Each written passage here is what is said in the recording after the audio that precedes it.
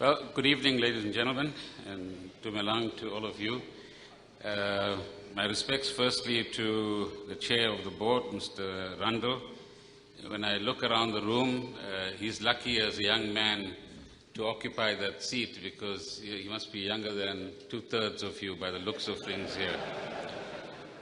To Mr. Tony Reeler, the headmaster, the chair of the governing body, and to Mr. Lawrence, whose persistent efforts got me here this evening. I say persistent because I saw him about two to 3 weeks ago. He says, we still have a function on the 7th of June, and we'd still like you to come and share some thoughts with us. So I said to him that the chances of me being the Minister of Finance are unknown at that point in time.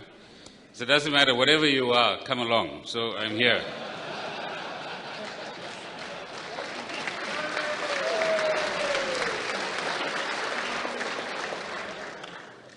Now the other thing, ladies and gentlemen, or there's no ladies here, but gentlemen, you see, we all used to a constitution which says gender equality is a very important thing.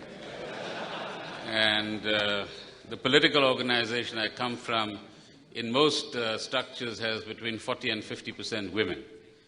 So I don't know if that's a matter that the Old Boys Club would like to look at.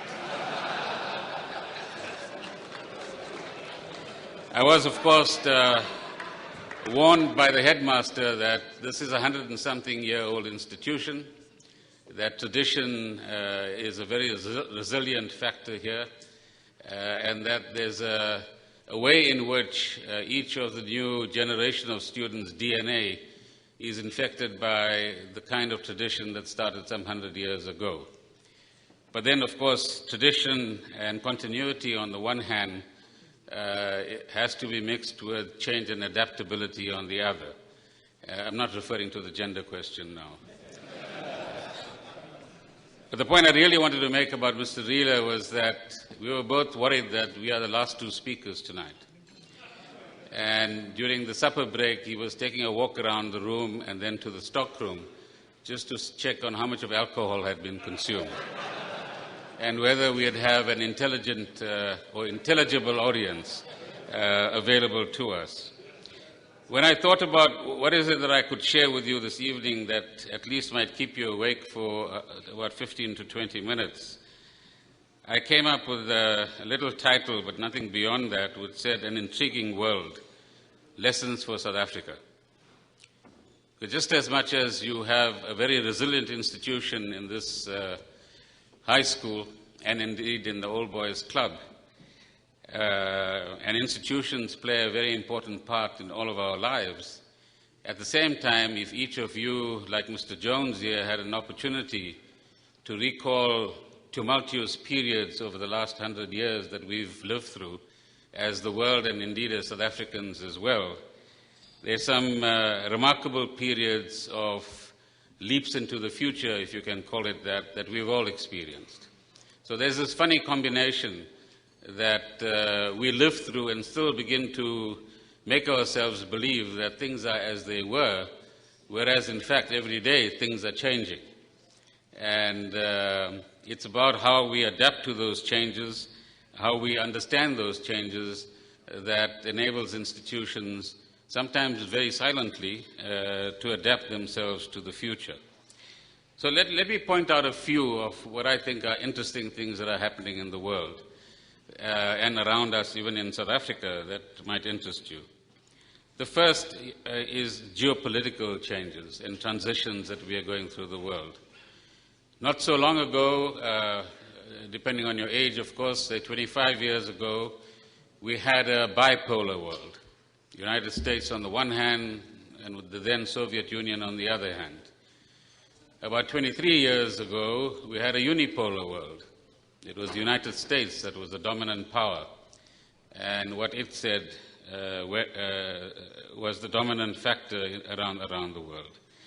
The last 10 years or so, we've been talking about a multipolar world, a world where more poles of influence and more poles of power, both economic, military, and political, were beginning to develop. And in particular, we've seen a shift in, if you like, the center of gravity, both in political terms, but also in economic terms, towards the east and indeed the south. I was reading a fascinating article in the Financial Times about 2 days ago, which was describing the relationship between Mr. Obama and Merkel on the one hand, and Mr. Putin and Mr. what's his name now? Xi Jinping, the president of China, on the other hand, in the context of this $400 billion gas deal that the Russians and the Chinese signed in a few weeks ago, and how each of them are trying to outmaneuver the other and influence both their immediate spheres or regions, but also influence the world as well. There are also fascinating things that are happening between the US and Europe. They would love to trade with each other because trade with other parts of the world is becoming increasingly difficult because of no deals at the World Trade Organization. At the same time, Europe as a whole is trying to assert itself, and it is, if you put the European countries together as the EU, the second biggest economic bloc in the world, but one which finds itself in interesting trouble from year to year. Equally, the work that the United States is trying to do to build up its influence in East Asia, and in particular the events that are taking place in Southeast Asia and the South China Seas, is yet another example of former powers or powers that are weakening in their influence, looking for new influence. It's in this kind of context that we as South Africans have to ask ourselves, where do we position ourselves? And increasingly, South Africa's influence within the African continent and its ability to act as a cementing factor on the African continent creates an interesting influence for itself and for the continent as some of these shifting influences move around us. But as South Africans, we also have to ask ourselves what's in our national interest as we look at all of these developments. And how do we assert ourselves as South Africans, although we might be just 50-odd million people, but as, now the second biggest economy on the African continent, but still the most sophisticated economy on the African continent, notwithstanding the kind of challenges that we face in this country, which I'll come back to in a moment. But similarly, there's been an economic transition happening over the last 15 to 20 years as well. Here again, and we saw this very sharply in 2009 when I first joined government. We were just talking at our table that the previous administration, the fourth administration of South Africa, came into office around the middle of May 2009. And it's great to be a finance minister. It's not so great to be a finance minister when the recession is coming to your doors.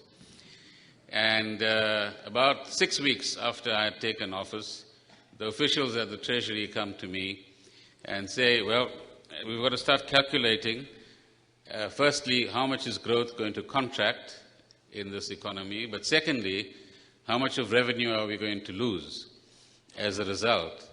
So my first duty, somewhere in the middle of July, whilst making a speech in Parliament, was to say to all of you, we're losing between 50 and 60 billion rands in revenue that year. So imagine your budgets in your businesses being cut down by just about 10%, or a little bit less at that time, and having to make the adaptations that you need to make. But that period, 2009 to about 2011, was a very interesting period, particularly when you sat in international fora. Where America used to be the biggest creditor of the world, it became the biggest debtor of the world. Where it used to borrow from sources other than the East, China became the biggest creditor in the world. So those who used to lend became borrowers. And those who never borrowed or lent before became big lenders in the world. China, as many of you will know, has a reserve pool now of just over $4 trillion. And they own probably about, I got a very eminent economist here, so you can give me the latest numbers as well. Mr. Jamin, it probably owns about $1.5 trillion worth of American debt.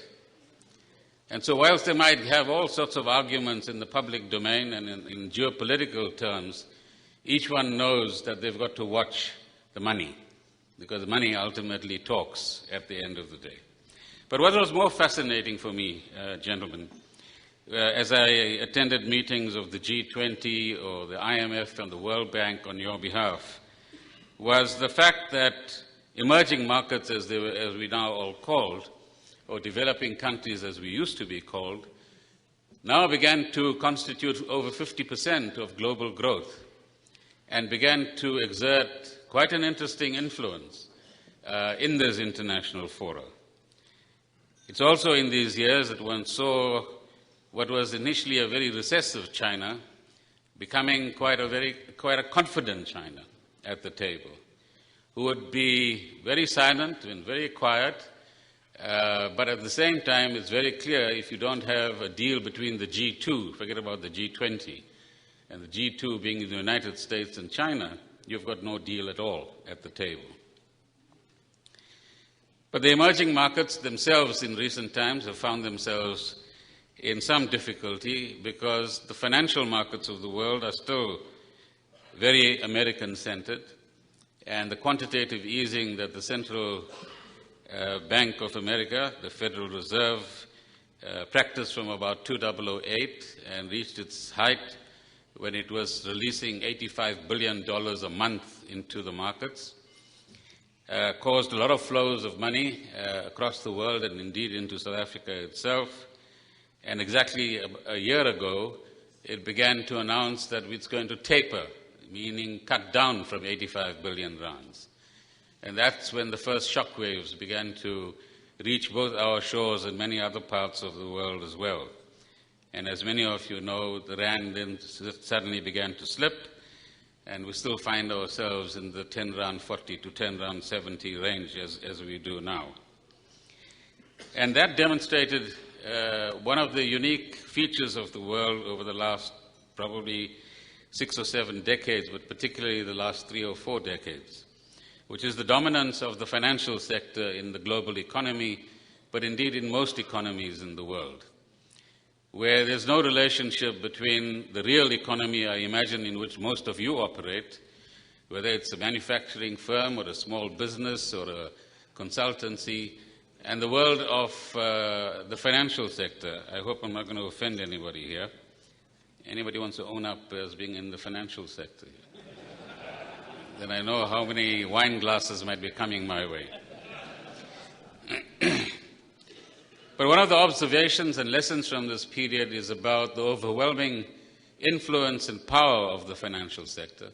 The fact that it has now created its own world, its own stratosphere, where it creates one product after another, these wonderful things called securities or derivatives, and ever more imaginative derivatives, which can give them huge returns, which themselves have now created another legacy in the world that I'll come back to as well. But the big concern around the world is the real economy, and the fact that the financial sector is not supporting the real economy.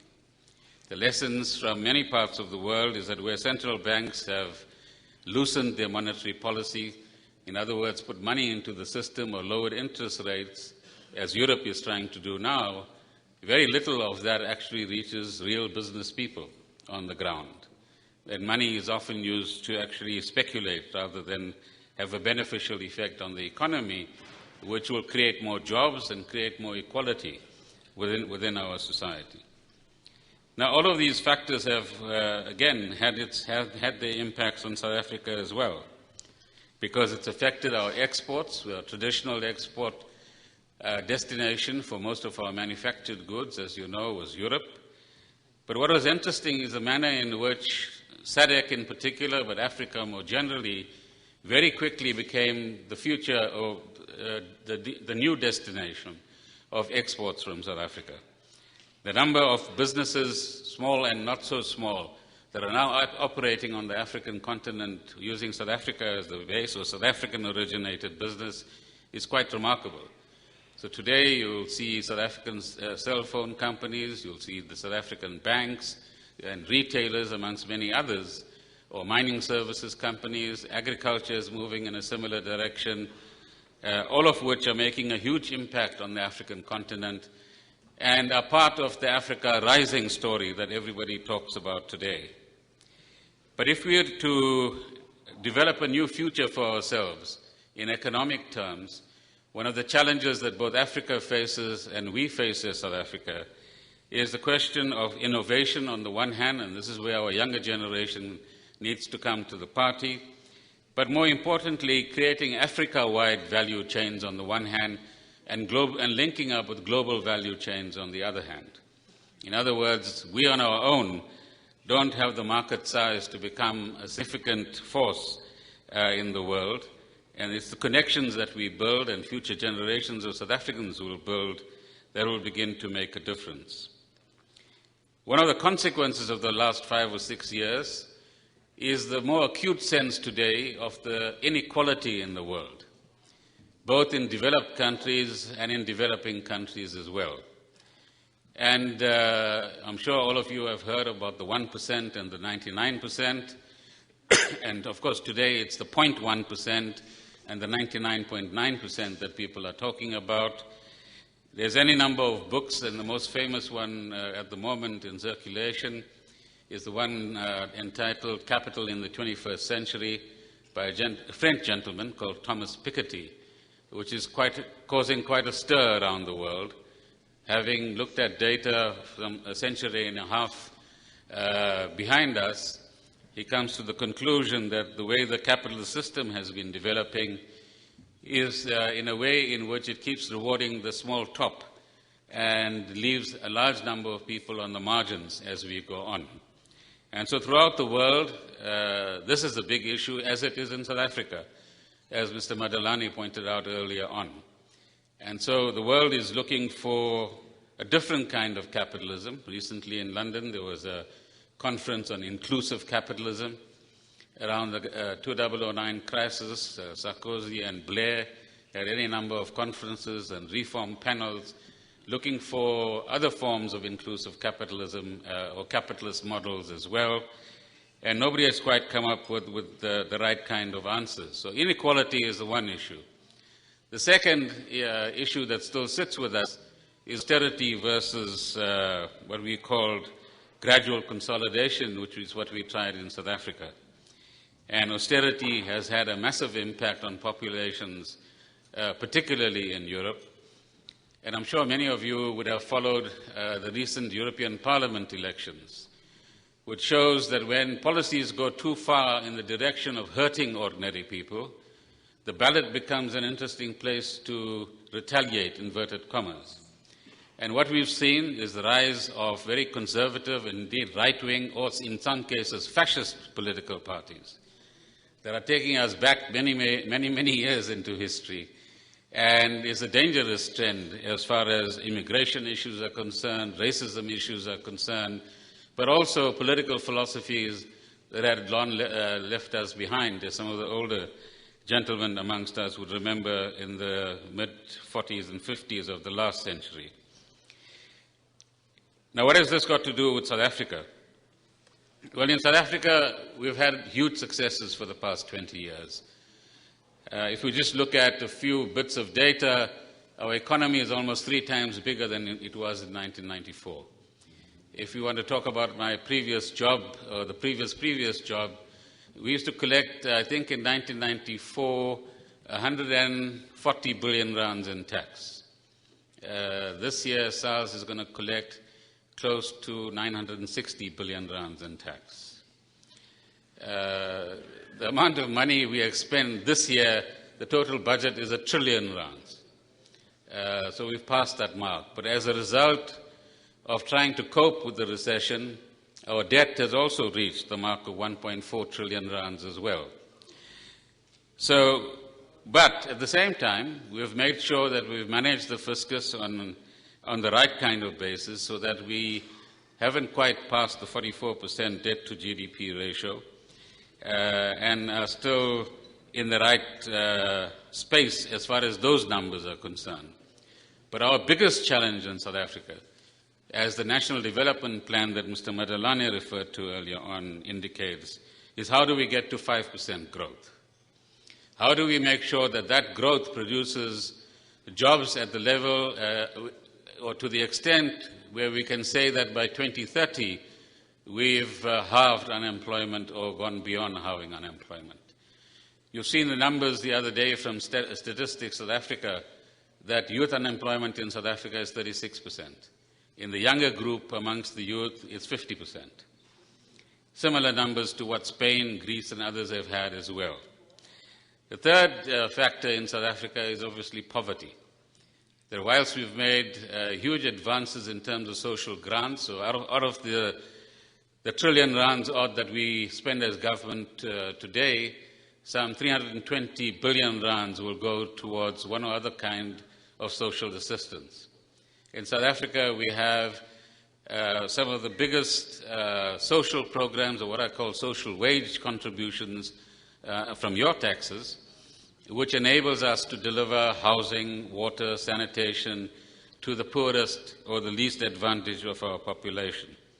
So growth with jobs, growth that creates greater inclusivity, reducing inequality, tackling the problems of unemployment and poverty are the major challenges that we face as we move into the next decade of our democracy. And the National Development Plan, as was indicated to you earlier on, is our key program. And as government for the next 5 years, all of our planning, whether it is in respect of local government or housing or education or health or welfare, will be based on this National Development Plan. I've just spent 3 days in an ANC meeting, and next week there will be a 3-day meeting of government at which we will start framing a 5-year plan, which is based on the 20-year National Development Plan, and concretely indicate to ourselves and to you as the public as to where we are concretely going to deliver and actualize the National Development Plan so that it doesn't remain a theoretical instrument. But we still live at this point in time in a country where you still have strikes that are creating immense damage to our economy. We live with a local government system. That's my new job. And I'm not quite Mr. Fix-It. I don't have all the tools yet. I'm looking for a few more. But a local government system that we also need to place into some kind of perspective. Whilst our democratic institutions post-1994 are now 20 years old, remember when we negotiated in the 1993 period, and subsequently as well, we didn't negotiate a future for local government. That happened separately. It happened as a second track of negotiations in our country. So local government, democratic local government, will only be 15 years old next year in South Africa. And we often forget that 20 years and 15 years are in fact very short periods in history. And yet, of course, we can be truly proud that as South Africans we have, despite all of our challenges and many more to come, done remarkably well in order to establish these institutions, to make them work to the extent that they work, but at the same time remain humble and modest and determined to ensure that they work better over the next 5 to 10 years as we take on many of these challenges. So let me conclude by an interesting piece I picked up, I think, from Paul Krugman. Now, are there any dentists in the room? Ah, okay.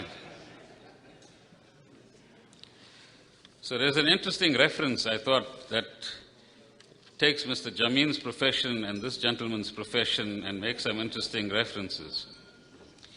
So Mr. Krugman says in a recent article, he's an economist that writes for the New York Times, whom should economists advise?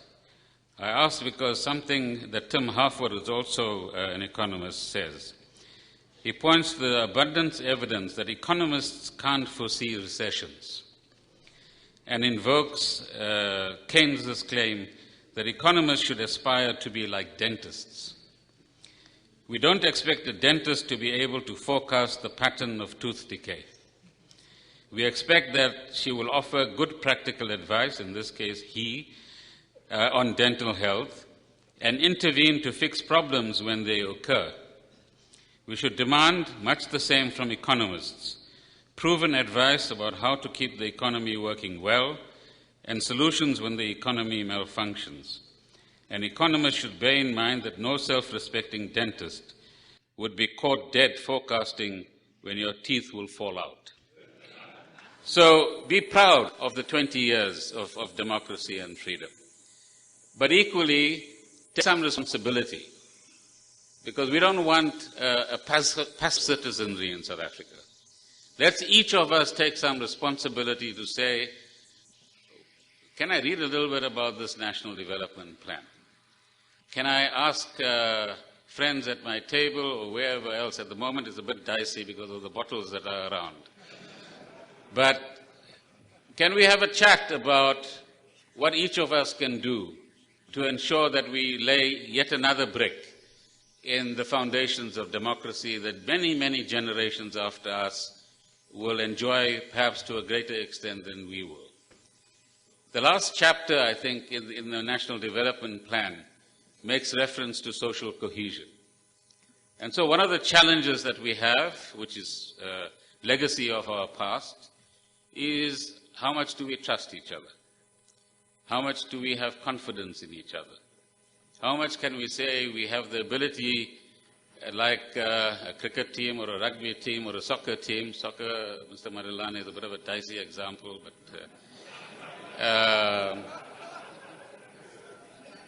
but in any team, for that matter, can we trust in each other that despite whatever divides we've had in our past, we are going to continue to build in the Mandela spirit this chain of reconciliation, this bond of patriotism that will leave a better South Africa for future generations? And that's the question I leave with you as you take your next sip of wine. Thank you very much.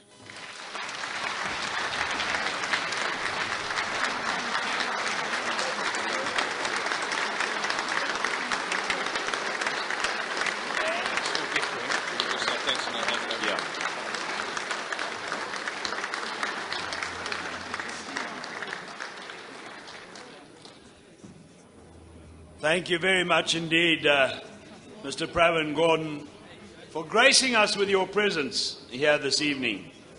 And it's wonderful to know that we have men of this caliber that are going to be leading us in the future. An articulate man who made this complex world of the economy understandable for even stupid broadcasters like me.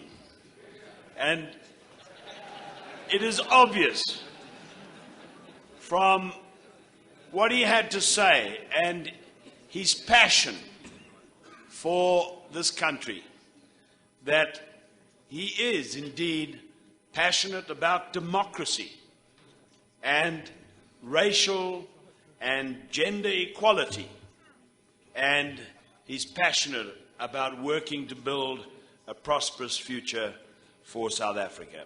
And thank you for coming to share some of your thoughts with us this evening.